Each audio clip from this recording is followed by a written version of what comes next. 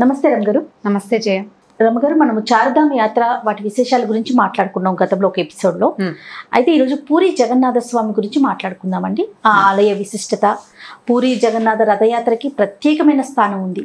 చాలా విశేషంగా అశేష సంఖ్యలో జనాభాలు పాల్గొంటూ ఉంటుంది. దేశ విదేశాల నుంచి కూడా వస్తూ ఉంటారు కదా. సో మనం పూరి జగన్నాథ స్వామి ఆలయ విశిష్టత గురించి ఈరోజు మాట్లాడుకుందామండి. పూరి అంటే మనం చార్ధామ్ యాత్రలో మొట్టమొదట చూడవలసిన దర్శనం అంటే ఫస్ట్ చేయవలసిన దర్శనం పూరి జగన్నాథ స్వామిని చూడాలి. అంటే తూర్పు నుంచి మొదలు పెట్టాం కదా. ఈ తూర్పున ఉన్న జగన్నాథుడే మొట్టమొదటి దర్శించవలసిన స్వామిగా చెప్తాం. అయితే ఈ పూరి దేవాలయం, ఈ జగన్నాథ స్వామి దేవాలయం చాలా ప్రత్యేకతలు కలిగింది.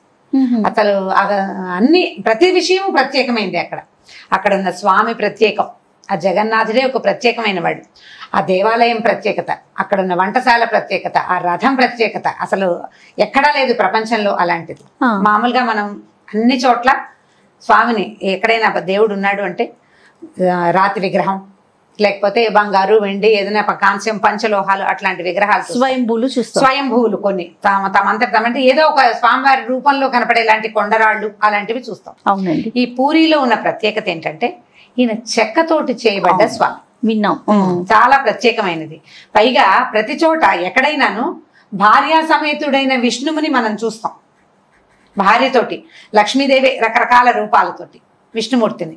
ఇక్కడైనా అన్నయ్య చెల్లెలుతోటి కలిసి ఉంటాడు.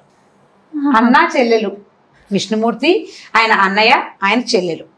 పైగా ఈ విష్ణుమూర్తి అంటే విష్ణుమూర్తికి అన్నయ్య చెల్లెలు లేరు మన కథల ప్రకారం.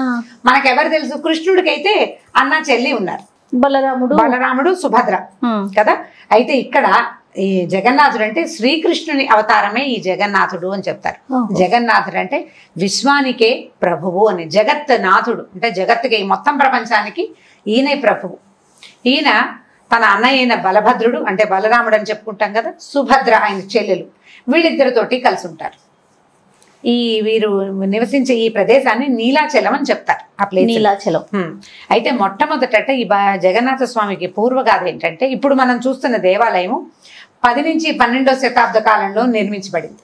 10వ శతాబ్దంలో మొదలుపెట్టి ఒక తాతగారు, ఒక రాజుగారు తాత మొదలుపెట్టి మనవడు పూర్తి చేశాడని చెప్తారు. 12వ శతాబ్దానికి దేవాలయం పూర్తయింది. దీనికి చాలా పూర్వగాథ ఏంటంటే, అసలు పూరి జగన్నాథ స్వామి ఇక్కడ ఉండటానికి ముందు ఆయన ఒక ఆదివాసీలకి దేవుడుగా ఉండేవాడంటారు. నీలమాధవుడు అనే పేరుతోటి ఈ స్వామిని అర్చించేవాళ్ళట. ఆయన ఏ రూపంలో ఉంటాడో వీళ్ళకి సరిగ్గా తెలియదు. అయితే అప్పుడున్న ప్రభువు ఆయనకి ఆ నీలమాధవుని తెలుసుకోవాలని కోరిక. ఎంత ప్రయత్నం చేసినా ఈ ఆదివాసీల నుంచి ఆయన దాన్ని తెలుసుకోలేక అతను ఏం చేశాడంటే, ఒక విద్యాపతి అని ఒక బ్రాహ్మణ యువకుడిని ఈ నీలమాధవుడి రహస్యం, ఈ స్వామి రహస్యం కనుక్కోమని పంపించారట. అయితే ఈ వెళ్ళిన విద్యాపతి ఈ ఆదివాసీ తెగకు చెందిన రాజు కూతురు అయినటువంటి లలిత అనే అమ్మాయిని ప్రేమించి పెళ్లి చేసుకున్నాడు. అక్కడ వాళ్ళతోటి మమైకంగా ఉన్నాడు. అయితే ఆయన కట్నంగా ఆ నీలమాధవ స్వామి దర్శనం ఇప్పించమని మామగారిని అడిగాడట.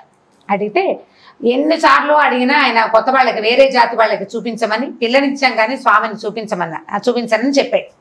ఆయన పదే పదే చాలా సార్లు అర్థించగా అల్లుడు అన్ని సార్లు అడుగుతున్నాడని సరే చూపించడానికి ఒప్పుకొని కళ్ళకి గంతలు కట్టి స్వామిని ఒక రహస్యమయ ప్రదేశంలో ఉంచి పూజించేవారట. వేరే వాళ్ళు ఎవ్వరికీ ఆ స్వామి కనపడేవాడు కాదు, వేరే జాతి వాళ్ళు చూసేవాళ్లే కాదట.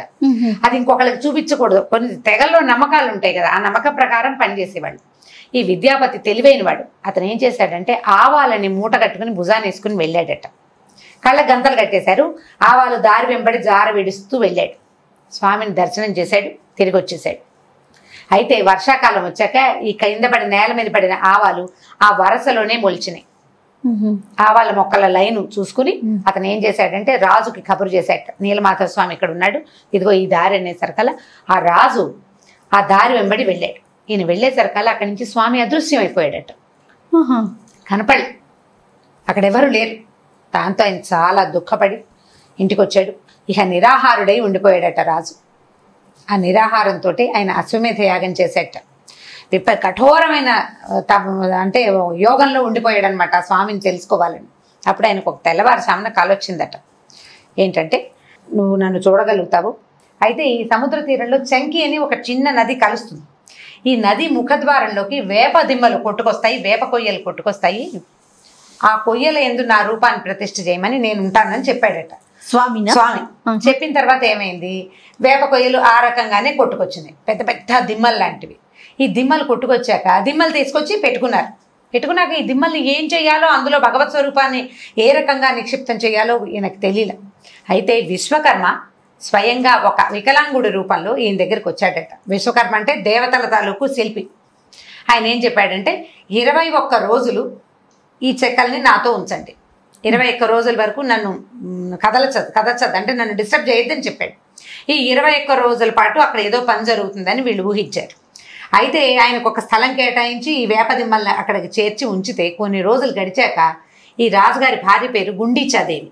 ఆవిడ ఇక్కడ ఏమీ ప్రయత్నం జరగటం లేదు, శిల్పి లోపలుంటే దెబ్బలు కొడుతున్న శబ్దాలు ఉలి శబ్దము, చెక్కని చిత్రిక పట్టడము ఏదో చెయ్యాలి, ఏమీ కనిపించటలా. కనపడకపోయేసరికల్లా ఏ శబ్దాలు వినపట్టలేదని ఆమె అనుమానపడి భర్తని ప్రేరేపించింది. తీసి చూద్దాం, తలుపు తీసి చూద్దాం అంటే ఆ 21 రోజుల గడువు లోపలే వీళ్ళ తలుపులు తీసేశారు. తీసేసరికల్లా విశ్వకర్మ అదృశ్యం అయిపోయాడట. 3 రూపాలు, శరీర అవయవాలు ఏమీ లేని కేవలం ముఖాలు మాత్రమే ఉన్నటువంటి 3 దేవస్వరూపాలు కనపడ్డాయి వీళ్ళకి. ఇంకేం చేస్తారు, చాలా దుఃఖంతో ఆయన అయ్యో నేను ఇట్లా తొందరపడి ఇది చేసేసాను, ఈ రకంగా స్వామిని దర్శించలేకపోయాం, మాధవుడిని నేను చాలా దుఃఖపడితే అప్పుడు విష్ణుమూర్తి మళ్ళీ ఆయనకు ఆజ్ఞించాట, నేను ఈ రూపాల్లోనే ప్రపంచాన్ని చూస్తాను, నన్ను ఇలాగే ప్రతిష్ఠించమంటే బ్రహ్మదేవుడు స్వయంగా వచ్చి ఆ రూపాలని ప్రతిష్ఠ చేశారట. అట్లా ప్రతిష్ఠ చేయబడిన జగన్నాథ, బలభద్ర, సుభద్రాదేవులతో పాటు సుదర్శన రూపం కూడా ఉంటుంది. 4 రూపాలు ఆ చెక్కతోటే చేస్తారు. అయితే ఇది ఇప్పుడు మనం పూరి అని చెప్పుకుంటున్నాం, ఒరిస్సా రాష్ట్రంలో ఉంది, సముద్ర తీరం. ఈ చెక్కలే పెద్ద పెద్దవి మనకి రూపాలు కనిపిస్తాయి. ఇక అవయవాలు ఏమీ లేకుండా ముఖాలు మాత్రమే ఉన్నట్టుంటాయి. అయితే పెద్ద పెద్ద కళ్ళు చాలా దూరానికి కనపడుతుంటాయి. ఆ కళ్ళ రూపం మాత్రం కనిపిస్తుంది. ప్రపంచం అంతటినీ ఒక్క చూపులోనే చూసేయాలన్నంత పెద్ద కళ్ళు మాత్రం జగన్నాథుడు కలిగి ఉంటాడు. అయితే ఈ స్వామిని వీళ్ళు ఏం చేశారంటే, ఈ బ్రహ్మదేవుడు మొదట ఆయన వచ్చి ప్రతిష్ఠ చేసినప్పుడు ఆ బ్రహ్మ పదార్థాన్ని అంటే శక్తిని అందులో నిక్షిప్తం చేశాడని చెప్తారు. వీళ్ళు 12 నుంచి 19 సంవత్సరాల మధ్యలో, ప్రతి 12 ఇయర్స్కి అని పూర్తిగా చెప్పడానికి వీల్లేదు, 12 ఏళ్ళ నుంచి 19 ఏళ్ల మధ్యలో ఈ రూపాలని మళ్ళీ మారుస్తారు. ఇది చెక్కవి కదా, ఎక్కువ జీవితం ఉండదు, లాంగ్ లైఫ్ ఉండదు. ప్రతి 12-19 సంవత్సరాల మధ్యలోనే ఈ స్వామిని మారుస్తారు. నవకళేబర యాత్ర అంటారు దాన్ని, కొత్త శరీరపు యాత్ర. ఈ నవకళేబర యాత్రకి మళ్ళీ వేప కొమ్మలే తీసుకుంటారు. ఎలాంటి వేప చెట్టుని సెలెక్ట్ చేయాలి అనేది పూజారులకి కల్లోకి వస్తుందని అదని చెప్తారు. అయితే ఏం చేస్తారంటే, ఏ సంవత్సరం అంటే 12 ఏళ్ల తర్వాత అధికాషాఢం వచ్చిన రోజులు చూస్తారు. ఏ సంవత్సరంలో అధికాషాఢం వస్తుందో అప్పుడు నవకళేబర యాత్ర చేస్తారు. లాస్ట్ ఇయర్ జరిగింది నవకళేబర యాత్ర. స్వామిని మారుస్తారనమాట. ఈ పాత విగ్రహాలని, పాత రూపాలని, మనం ఇన్నాళ్ళు సేవించిన రూపాలని సముద్రంలో వదిలిపెడతారట తీసుకెళ్ళి. ఇది మళ్ళీ ఎవరు చెక్కుతారు రమ్మగారు? పునర్రూపం ఎవరు ఇస్తారు? ఇప్పుడు ఈ శిల్పులే కొంతమంది, ఆ ప్రత్యేకమైన కొన్ని జాతుల వాళ్ళే చేస్తారట. ఆల్రెడీ ఉన్న రూపం ఉంది కదా, అలాంటి రూపాన్నే చిత్రిస్తారు, అలాంటి రూపాన్నే చేస్తారు. అప్పుడు ఏం చేస్తారంటే, ఈ బ్రహ్మ పదార్థం, ఈ మొదట ప్రతిష్ఠింపబడిన వాట్లలో ఉన్న బ్రహ్మ పదార్థాన్ని కొత్తగా స్థాపించబడుతున్న రూపాలలోకి మార్చడం, బ్రహ్మ పదార్థాన్ని ఇందులోకి మార్చడం అనేది ఒక ప్రత్యేకమైన పూజట. అది చాలా రహస్యంగా కొంతమంది పూజారులే చేస్తారట. సో ఆ పూజా విధానం అవలంబించి అప్పుడు మళ్ళీ మార్పు చేసి మనకి ప్రజలకు చూపిస్తారనమాట. చాలా చిత్రమైన ఆచారము, విచిత్రమైన పద్ధతులు కలిగి ఉంటుంది. అయితే ఇలా జరుగుతుంది కదా, ఈ స్వామి సంవత్సరానికి ఒక్కసారి బయటకు వస్తాడు, ఏడాదికి ఒక్కసారి బయటకు వస్తారు. వీళ్ళు ముగ్గురు అంటే 4 సుదర్శనం కూడా తెచ్చేస్తారు. అయితే ఈ ఏడాదికి ఒకసారి వస్తారు కదా, ఈ ఏడాదికి ఒకసారి మామూలుగా మనకి ఏ దేవాలయంలోనూ మూల విరాట్టు బయటికి రాడు. మూల విరాట్టు లోపల నుండి ఉత్సవాలను మాత్రమే మనం ఊరేగింపుకు తెస్తారు. జగన్నాథుడు మాత్రం స్వయంగా బయటకు వచ్చేస్తాడు. ప్రతి ఏటా వస్తారు. దీని లోపల ఏడాదికి ఒక్కసారి అభిషేకోత్సవం చేస్తారు. అన్ని ప్రత్యేకతలే చూడండి. ఇప్పుడు నేనంత వివరంగా చెప్పటం లేదు, మనం అక్కడికి వెళ్ళిన కొద్ది మనకి ఇంకా చాలా చిత్రమైన విషయాలు తెలుస్తాయి. దర్శించుకోవాల్సిన ప్రదేశం.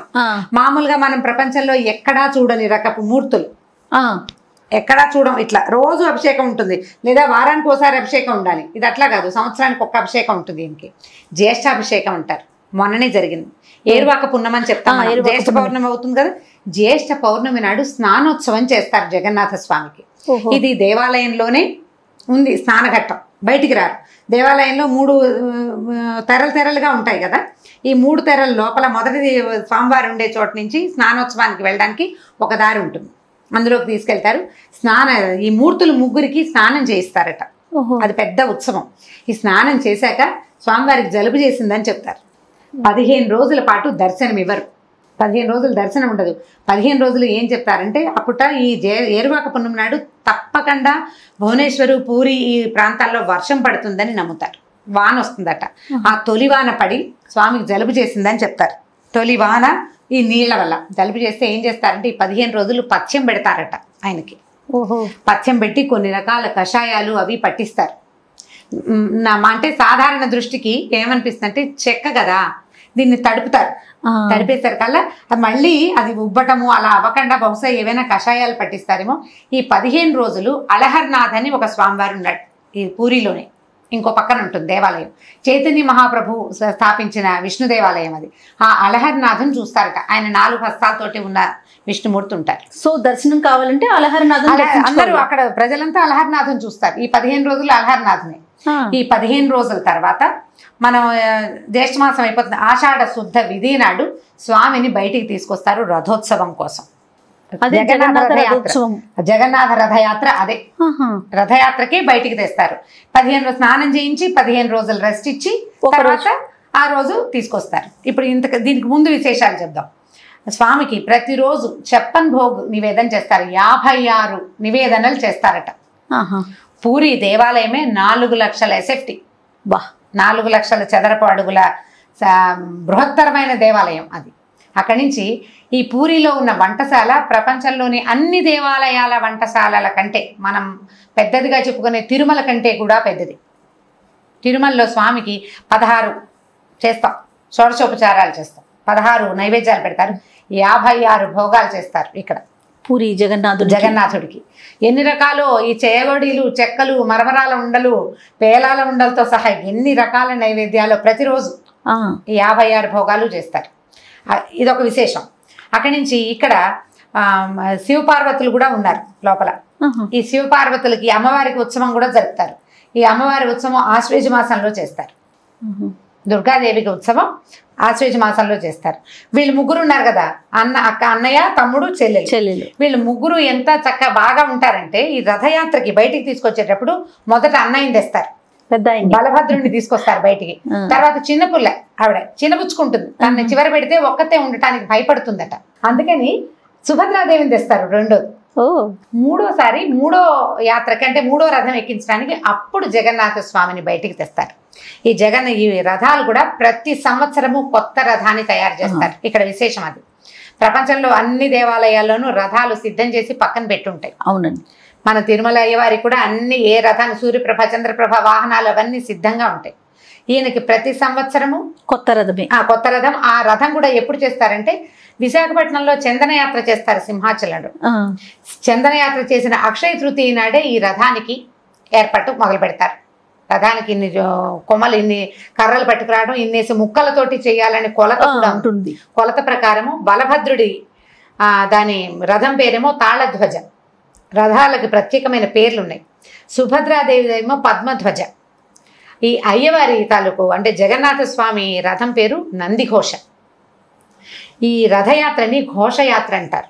ఈ రథాన్ని పైగా ఈ అయ్యవారిని బయటికి తెచ్చేవాళ్ళు ఉన్నారు కదా, ప్రత్యేకమైన ఆదివాసీ తెగవాళ్ళు. ఏ నీలమాధవుణ్ణైతే ఇట్లా జగన్నాథ స్వామిగా ప్రపంచానికి తెలియజేశారో ఆ ఆదివాసీ తెగవాళ్లే ఈ స్వామిని బయటికి తీసుకొస్తారట.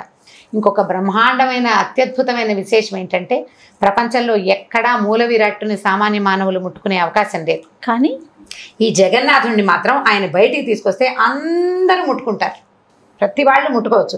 ఇక అందులో ఏ భేదము లేదు. దాన్నే సర్వం జగన్నాథం అని చెప్తారు. సర్వం జగన్నాథం అంటే అక్కడ మడి మైల ఏమీ లేదు. అక్కడ పురుళ్ళు మైలలు ఏవి పాటించరు ఆ రోజు. ఎవరైనా పోయిన వాడు కూడా అంటే మామూలుగా వాళ్ళు కూడా వచ్చి జగన్నాథుడిని ముట్టుకోవచ్చు. ఆ స్వామి విశేషమే అదనమాట. అయితే ఈ రథయాత్రకి మొదలు పెట్టడానికి కూడా ఈ పూరి ప్రాంతానికి రాజులు, ఆ రాజకుటుంబం వాళ్ళే వచ్చి బంగారు చీపురుతోటి ఊడ్చి రథాన్ని వాళ్ళే ఊడుస్తారు, కళ్ళాపి చల్లుతారు. హారతి ఇచ్చాకే రథం కదులుతుంది. 3 రథాలు, ముందు అన్నయ్య, తర్వాత చెల్లెలు, తర్వాత తమ్ముడు, ఒకళ్ళు వెనకాల ఒకళ్ళు యాత్రకు బయలుదేరుతారు. ఎంత అత్యద్భుతంగా ఉంటుందంటే ఈ యాత్రకు బయలుదేరుతారా, ఈ వెళ్ళడం ఏంటంటే అక్కడ బడోదంద అంటారు, అంటే పెద్ద వీధి.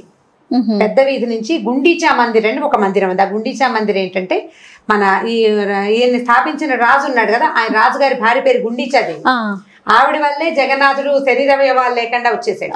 ఆ గుండీచాదేవి మందిరానికి వెళ్తారనమాట. గుండీచాదేవి జగన్నాథుడి పింతల్ని అని చెప్పుకుంటారు అక్కడ.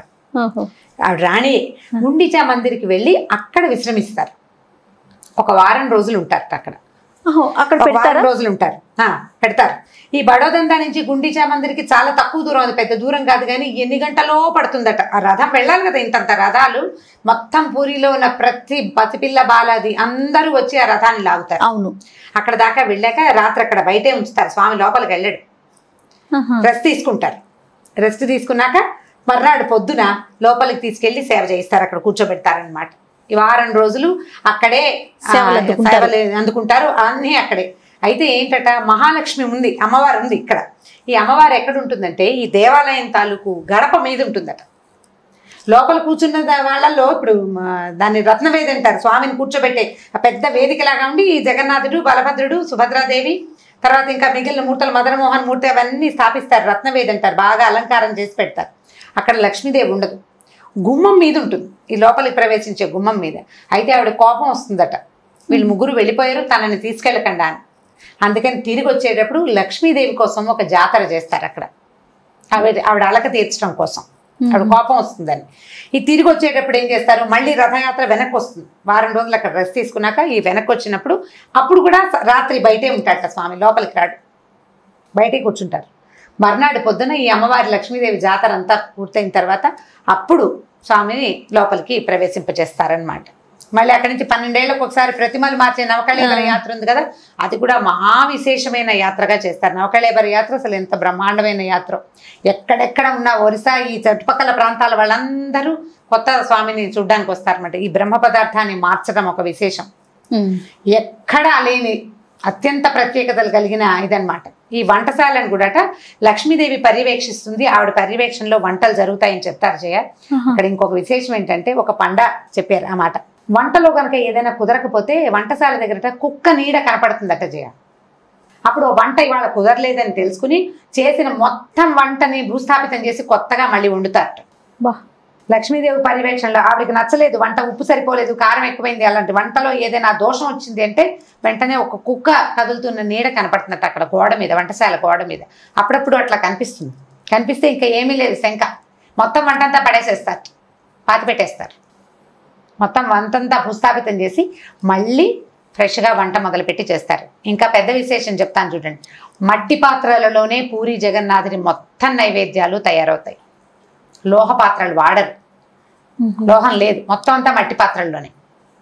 అది కూడా చాలా విశేషమైంది కదా. ఇన్ని ప్రసాదాలు ఇన్ని నైవేద్యాలు మొత్తం అంటే మూకుళ్ళు, పాత్రలు, వండే పాత్రలు అన్నీ మట్టివేట. ప్రతి విషయము పూరిలో విశేషమే. అక్కడ చెప్తున్నా కదా స్వామి విశేషం, గుడి విశేషం. అక్కడి నుంచి జెండాలు ఉంటాయి ఈ పైన, నీలధ్వజుడు అని చెప్తే నీలమాధవుడు అని చెప్తాం కదా స్వామిని.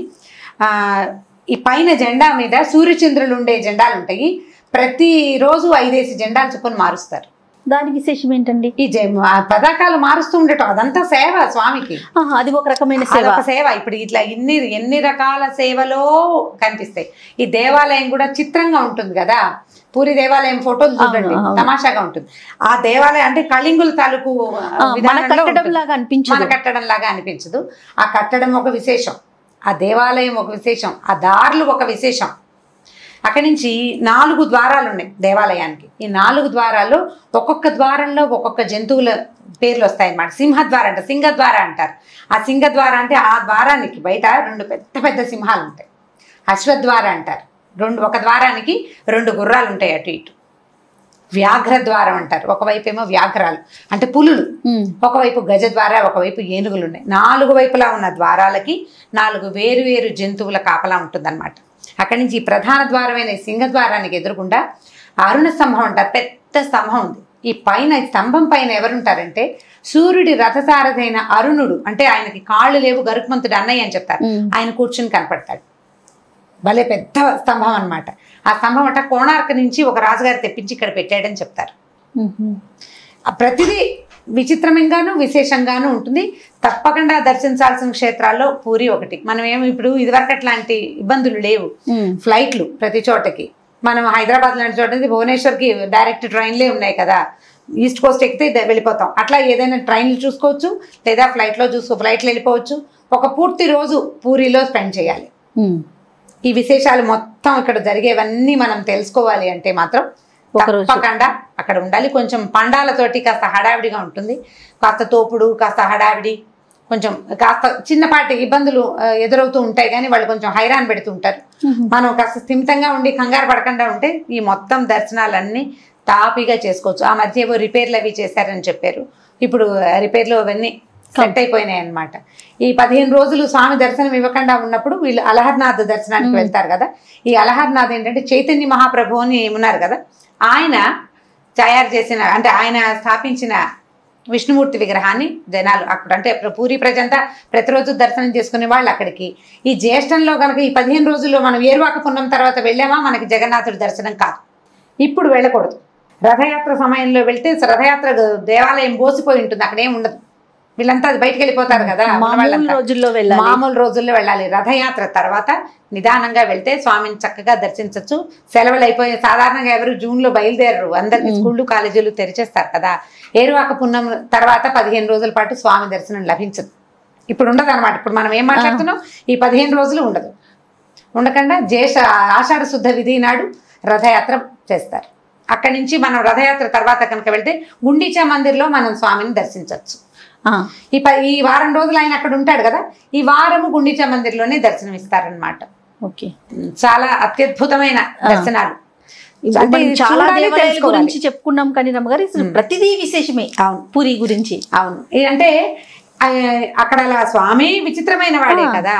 అట్లాంటి విచిత్రమైన మనకి ఎప్పుడు ఏ ఊహకి కూడా అందని విశేషమైన దాన్ని మన తాలూకు చార్ధామ్ యాత్రలో మొట్టమొదట చూడాల్సిన దానిగా శంకర్లు స్థిరపరిచారు.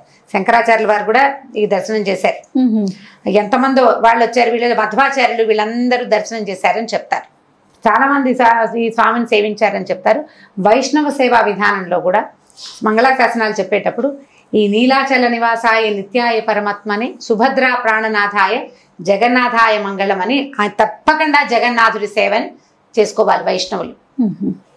అక్కడ వైష్ణవ సేవ నడుస్తూనే ఉంటాయి అన్ని రకాలు. సర్వం జగన్నాథ అంటాం. ప్రతివాడు అంటే మామూలు రోజుల్లో మనం ముట్టుకోలేకపోతాం. రథయాత్ర రోజున అందరూ స్వామిని దర్శించవచ్చు. దర్శనం తప్పదు, దర్శనం కుదురుతుంది, ముట్టుకోవచ్చు కూడా ప్రతివాడు.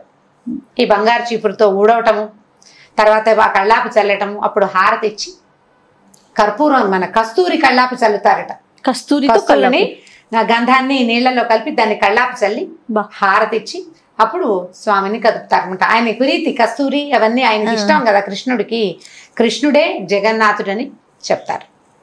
అద్భుతం. వింటుంటేనే ఎప్పుడు వెళ్ళాలా అన్న ఆలోచన వచ్చేస్తుంది. అదే, సో తప్పకుండా అందరూ దర్శించదగ్గ ఆలయం. కేరమ్మ గారు, మరో క్షేత్ర దర్శనంతో మళ్ళీ కలుద్దాం. నమస్తే. ఈ వీడియో కనుక మీకు నచ్చినట్లయితే లైక్ చేయండి, షేర్ చేయండి. మరిన్ని వీడియోస్ కోసం మా ఛానల్ని సబ్స్క్రైబ్ చేసుకోండి.